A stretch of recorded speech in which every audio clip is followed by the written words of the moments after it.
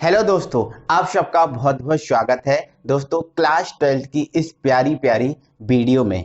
दोस्तों आज की वीडियो में हम आपको सभी लेजेंडों के बारे में बताएंगे कि लेजेंड कौन कौन से होते हैं, उन लेजेंडों का नाम जो है ना वो किस प्रकार से लिया जाता है। दोस्तों लेजेंड को नाम जानना और लेजेंड कौन कौन से होती हैं इनको जानना हमारे लिए बहुत जरूरी है, क्योंकि इनके बिना हम दोस्तों जो संकुल यौगिक होता है उस संकुल यौगिक को नहीं बना सकते।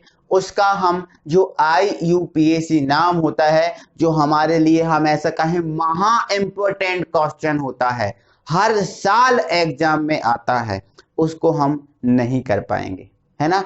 तो आज की वीडियो में हम सभी लेजेंड जानेंगे, कौन कौन से प्रकार के लेजेंड होते हैं, किसको क्या बोलते हैं, ये सब, है ना। दोस्तों इससे पहले दो वीडियो ये हमारी 10 यूनिट की हो चुकी हैं, जिसमें दोस्तों हमने पिछली वीडियो में संकुल आयन क्या होता है या लेजेंड क्या होता है ये चीजें हमने पढ़ ली थी। लेजेंड हमने आपको समझा दिया था, ठीक है। आज हम लेजेंड के प्रकार समझेंगे। तो लेजेंड दोस्तों ये होता है किसी संकुल यौगिक में केंद्रीय धातु परमाणु जिस परमाणु से जुड़ा होता है उसे हम बोलते हैं लेजेंड। या फिर हम ऐसा कहें कि यदि कोई परमाणु केंद्रीय धातु परमाणु से उप सहसंयोजक बंध द्वारा जुड़ा होता है तो उसे हम लेजेंड बोलते हैं। ये हमने पिछली वीडियो में पढ़ लिया था। और दोस्तों पिछली दो वीडियो के जो लिंक है वीडियो की डिस्क्रिप्शन में दिए हैं, आप उनको देखें, है ना। देख लेंगे और यहाँ पढ़ेंगे तो फिर आपको बहुत मजा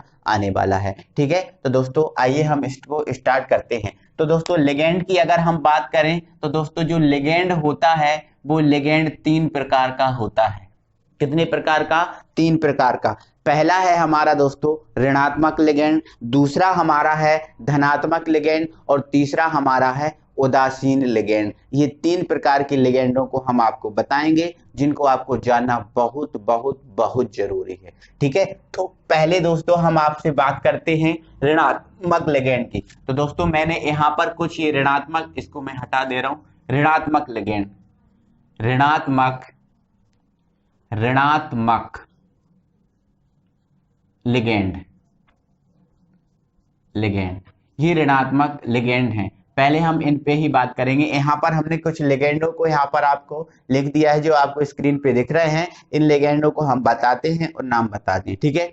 दोस्तों यदि जो हाइड्रोजन है, ये जो आपका H1- है ना, H पर 1- भी होता है, H पर 1+ भी होता है, आपको ये पता है, ठीक है।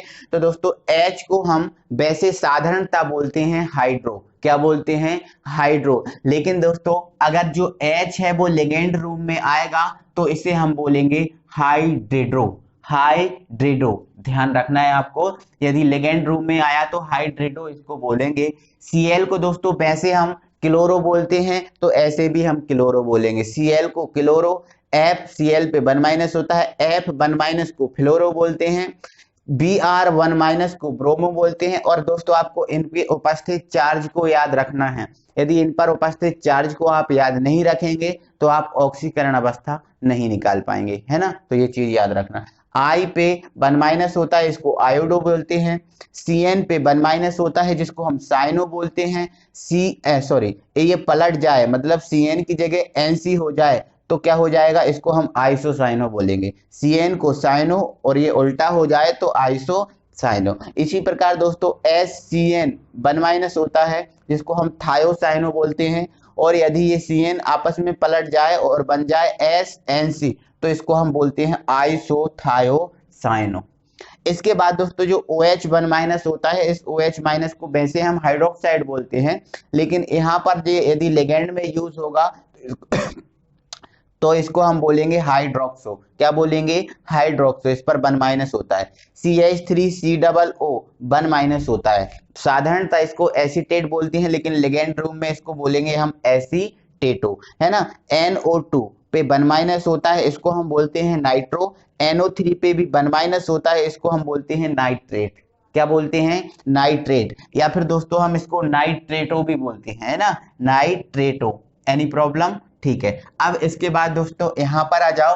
यहाँ पर दोस्तों लिखा है O2-। आपको पता है O2- होता है, इस पर यदि O2 माइनस होता है तो साधारणतः इसको हम ऑक्साइड बोलते हैं, लेकिन जैसे ही O पे 2 माइनस आ जाएगा तो इसको हम ऑक्सो बोलेंगे। O2 पे यदि O2 पे 2 माइनस आता है तो इसको हम परऑक्सो बोलते हैं, और यदि O2 पे केवल माइनस आता है तो इसको सुपर ऑक्सो बोलते हैं। CO3 को दोस्तों हमें पता ही है, इस पे 2 माइनस होता है, इसको हम कार्बोनेट बोलते हैं साधारणतः, लेकिन जब ये लिगेंड रूम में प्रयोग होगा तो इसको हम कार्बोनेटो बोलेंगे। SO4 2 माइनस को साधारणतः हम सल्फेट बोलते हैं, लेकिन लिगेंड रूम में आएगा तो सल्फेटो बोलेंगे। SO3 2 माइनस को सल्फेटो बोलेंगे। NH2 माइनस को दोस्तों NH2 माइनस को एमिडो बोलेंगे। H2O3 2 माइनस को थायोसल्फेटो बोलेंगे, ये भी इंपॉर्टेंट है। C2O4 2 माइनस को हम बोलेंगे ऑक्सीलेट। क्या बोलेंगे? ऑक्सीलेट, या फिर इसको ऑक्सीलेटो भी बोलते हैं। ठीक है, तो ये दोस्तों हमारे हुए ऋणात्मक लिगेंड, ये हमारे ऋणात्मक लिगेंड हैं। अब दोस्तों हम आपसे बात करेंगे धनात्मक लिगेंड की, है ना। तो ये हमारे कुछ धनात्मक लिगेंड हैं, धनात्मक लिगेंड, धनात्मक लिगेंड। ठीक है, तो जिसमें दोस्तों ये है, यहाँ पर आप इसका सूत्र देखेंगे और यहाँ पर इसका आप नाम देखेंगे। ठीक है, तो ये हमारे कुछ धनात्मक लिगेंड हैं दोस्तों, जिसमें K पर 1 प्लस होता है जिसको पोटेशियम बोलते हैं, Na पर 1 प्लस होता है जिसको हम सोडियम बोलते हैं, Mg पर 2 प्लस होता है जिसको मैग्नीशियम, Ca पे 2 प्लस जिसको कैल्शियम, Ag पे प्लस होता है जिसको हम बोलते हैं सिल्वर। Ag को हम क्या बोलते हैं? सिल्वर बोलते हैं, लेकिन दोस्तों इसको अर्जेंटम भी बोलते हैं। क्या बोलते हैं? अर्जेंटम। Au पे 1 प्लस होता है, Au गोल्ड होता है, इसको हम गोल्ड बोलते हैं, लेकिन दोस्तों हम लिगेंड रूम में इसको ऑरम बोलेंगे। ठीक है, Co पे 1 प्लस होता है और 2 प्लस भी होता है ना। तो दोस्तों Co को हम कॉपर बोलते हैं, लेकिन यहाँ लिगेंड रूम में क्यूप्रम बोलेंगे। Ag पर 1 प्लस और 2 प्लस दोनों होते हैं, यहाँ पर हमने प्लस वाला लिखा है ना, तो इसको हम मर्क्यूरस बोलेंगे, है ना, या मर्क्यूरम बोलेंगे, मर्क्यूरम। ठीक है, Fe पे 2 प्लस और 3 प्लस होता है दोस्तों, जिसको हम फेरम बोलते हैं। तो ध्यान रखना, Fe को तो हम फेरम बोलेंगे, बस खत्म कहानी। NO पर 1 प्लस होता है जिसको हम नाइट्रोसोनियम बोलते हैं, और NO2 पे 1 प्लस होता है जिसको हम नाइट्रोनियम बोलते हैं। अब NH2 सिंगल बॉन्ड NH2, इस पर प्लस होता है जिसको हम हाइड्रोजीनियम बोलते हैं। क्या बोलते हैं? हाइड्रोजीनियम। वैसे दोस्तों यदि साधारण नाम की बात करें तो ये साधारण नाम इसका हाइड्रोजीन है, लेकिन जब ये लिगेंड रूम में आएगा तो हाइड्रोजीनियम कहलाएगा। अब Br पे दोस्तों माइनस भी होता है, जब माइनस होता है तो उसको ब्रोमो बोलते हैं, लेकिन Br पे यदि प्लस हो जाता है तो इसको ब्रोमोनियम बोलते हैं। क्या? ब्रोमीनियम, ब्रोमीनियम। तो ये दोस्तों कुछ हमारे धनात्मक लिगेंड हुए, और वहां पर हमने पढ़े हैं ऋणात्मक लिगेंड, इनको याद रखना आपको बहुत जरूरी है। अब हम दोस्तों आपको बताते हैं उदासीन लिगेंड। दोस्तों ये कुछ उदासीन लिगेंड हैं जिन पर कोई चार्ज नहीं होता, ना धनावेश और ना ऋणावेश। तो ऐसे अणु या परमाणु जिन पर कोई आवेश नहीं होता उन्हें हम बोलते हैं उदासीन, और ये उदासीन लिगेंड हैं।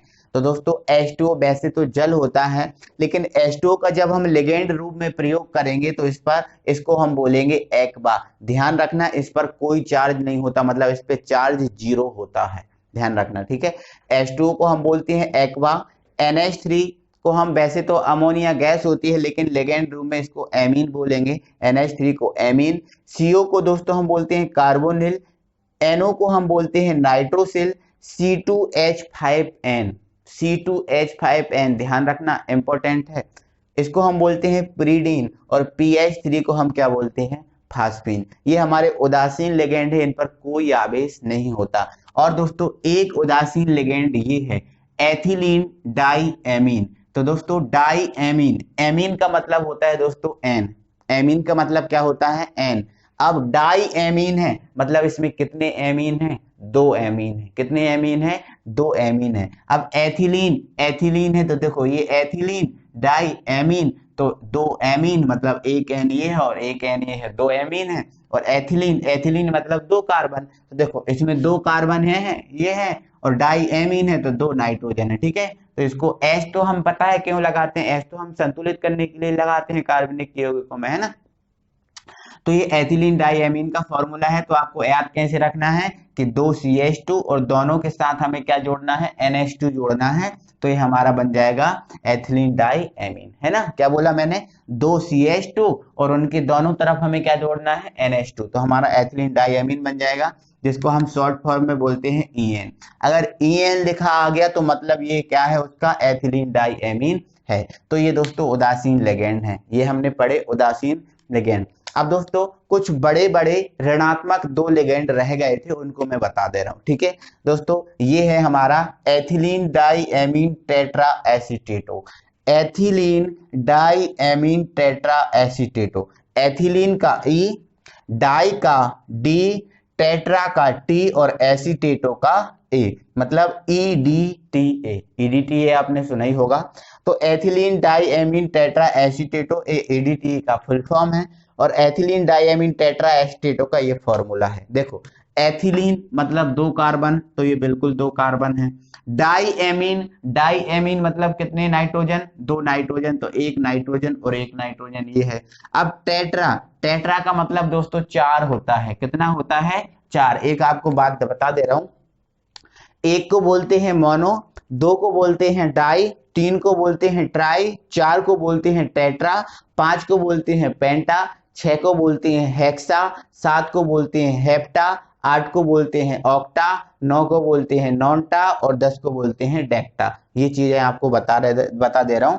तो टेट्रा मतलब 4, एसीटेटो, एसीटेटो हमने अभी पढ़ के रखा है CH3COO माइनस। तो 4 एसीटेटो होते हैं, टेट्रा एसीटेटो मतलब 4 एसीटेटो होते हैं, है ना। तो देखो 4 एसीटेटो में 2 एसीटेट इससे जुड़े हैं, देखो CH3COO minus, CH3COO minus, 2 CH3COO minus इस N से जुड़े हैं, और 2 CH3COO माइनस इस N से जुड़े हैं, है ना। समझ में आपको आ रहा है, ठीक है। तो ये 4 है एसीटेट, है ना। देखो यहाँ पर ये थोड़ा अलग तरीके से लिखा है, यहाँ पर थोड़ा अलग तरीके से, देखो क्योंकि ये इस तरफ जुड़ा है ना, और ये जो जुड़ा है ना वो इस तरफ जुड़ा है। वैसे तो दोस्तों आप इसको ऐसा लिख सकते हो, यदि आपको ऐसा नहीं लिखना है तो ये हमेशा आप सोचा करो कि कोई भी यौगिक जो एसीटेट है ना वो कार्बन से जुड़ता है। तो यदि हम इसको कार्बन से जुड़ेंगे तो देखो CH3COO माइनस, इसको ऐसा लिखेंगे तो हमें ज्यादा बेटर रहेगा, है ना। बाकी तुम्हें ऐसा लिखना है तो मैंने ऐसा लिख ही दिया, कोई दिक्कत नहीं है, ठीक है। CH3COO, इससे थोड़ा सा ये इस तरफ जुड़ेगा इसलिए उल्टा लग रहा है, बाकी है ये यही चीज है ना। देखो खुद देखो CH3COO, तो CH3COO इसको उल्टा लिखा क्योंकि उल्टा जुड़ रहा है इसलिए, है ना। तो ध्यान रखना इस पे सब पे माइनस होता है, सब पे माइनस होता है, तो मतलब टोटल इन पे कितने माइनस होते हैं, एडीटीए पे टोटल कितने माइनस होते हैं, 1 2 3 4, है ना। तो आप समझ ही गए होंगे, एथिलीन मतलब 2 कार्बन, डाइएमीन मतलब 2 नाइट्रोजन, और टेट्रा एसीटेट मतलब 4 एसीटेट, तो 4 एसीटेट इसमें जुड़े ही हैं, है ना। तो ये ईडीटीए का फॉर्मूला है और ये ऋणात्मक लिगेंड है। क्लियर है कहानी, चलो आगे बढ़ दो, है ना। आगे हम दोस्तों देखेंगे डाई मेथिल गिलाई ऑक्सीमेटो, है ना। तो डाई का D, मेथिल का M और गिलाई ऑक्सीमेटो का G, तो DMG, इसको शॉर्ट फॉर्म में हम क्या बोलते हैं, DMG, है ना। डाई मेथिल का D, गिलाई का डाई का D, मेथिल का M और गिलाई ऑक्सीमेटो का G, है ना। दोस्तों इसका फॉर्मूला होता है, देखो डाई मेथिल है तो देखो मेथिल समूह 2 है, एक CH3 ये है और एक CH3 ये है, 2 मेथिल हो गए, है ना। गिलाई ऑक्सीमेटो मतलब ये जो आपको पूरा दिख रहा है इसको हम क्या बोलते हैं, गिलाई ऑक्सीमेटो, ठीक है। तो ध्यान रखना 2 कार्बन होते हैं, जिस तरफ दोनों तरफ CH3 जुड़े होते हैं, दोनों तरफ क्या जुड़े होते हैं, N जुड़े होते हैं। N से एक O माइनस जुड़ा होता है और दूसरे N से OH माइनस जुड़ा होता है, इस पे 2 माइनस होता है, एक माइनस ये और एक माइनस ये हमारा दोस्तों DMG है। क्या है, DMG है। तो आई होप दोस्तों कि ये चीजें आपको समझ में आ गई होंगी। और दोस्तों आपको मैं बता देता हूं, इनको याद रखना पड़ेगा आपको। यदि आप याद नहीं रखोगे इन चीजों को तो आप जो IUPAC नाम होता है संकुल यौगिक का, उसको आप बिल्कुल नहीं समझ पाओगे, मैं बोल रहा हूँ, ठीक है। इसको लिए जितने मैंने लिगेंड बताए हैं उनको आप एक बार अच्छे से पढ़ लो, उनको याद रखो, जब आप IUPAC नामकरण करोगे तो आपको बहुत मजा आएगा, है ना, क्योंकि बहुत सी चीजें तो आप जानते ही हो, थोड़ा बहुत आपको और पढ़ना है, ठीक है। अब दोस्तों एक चीज और समझ लो, है ना, एक को हम क्या बोलते हैं, मोनो बोलते हैं, क्या बोलते हैं, मोनो। दो को हम क्या बोलते हैं, डाई बोलते हैं। तीन को हम क्या बोलते हैं, ट्राई बोलते हैं, है ना। चार को हम क्या बोलते हैं, टेट्रा बोलते हैं, टेट्रा। पांच को हम क्या बोलते हैं, पेंटा बोलते हैं। और छह को हम क्या बोलते हैं, हेक्सा बोलते हैं, क्या बोलते हैं, हेक्सा। तो ये चीजें भी आपको याद रखना है, जिसको आता है तो ठीक है, और नहीं आता तो ये चीजें मैंने आपको बता दी है, ठीक है। तो दोस्तों आज हमने सारे लेगेंड पढ़ लिए हैं, जितने प्रकार के लेगेंड होते हैं उनको सबको देख लिया है। तो दोस्तों जो अगली वीडियो होगी, उस अगली वीडियो में आपको मैं IUPAC नामकरण करना बताऊंगा। कोई जो उपसय संयोजक यौगिक या संकुल यौगिक होता है, वे खतरनाक से यौगिक, वो कैसे बनते हैं उनको बताऊंगा, है ना, कैसे बनते हैं उन चीजों को बताऊंगा। और जो उपसय संयोजी यौगिक या संकुल यौगिक हैं उनका मैं IUPAC नाम बताऊंगा। तो दोस्तों मैं बता देता हूँ, IUPAC नाम मोस्ट इंपोर्टेंट टॉपिक है, हर साल एग्जाम में क्वेश्चन आता है। तो दोस्तों यदि आपको वीडियो अच्छा लगा है तो वीडियो को लाइक कीजिए, है ना। यदि आप नए व्यूअर हैं, अभी तक आपने हमारे चैनल को सब्सक्राइब नहीं किया तो प्लीज चैनल को सब्सक्राइब कर लें और बेल आइकन को ऑन कर लें। अगली वीडियो में हम फिर मिलते हैं, तब तक के लिए थैंक यू वेरी मच।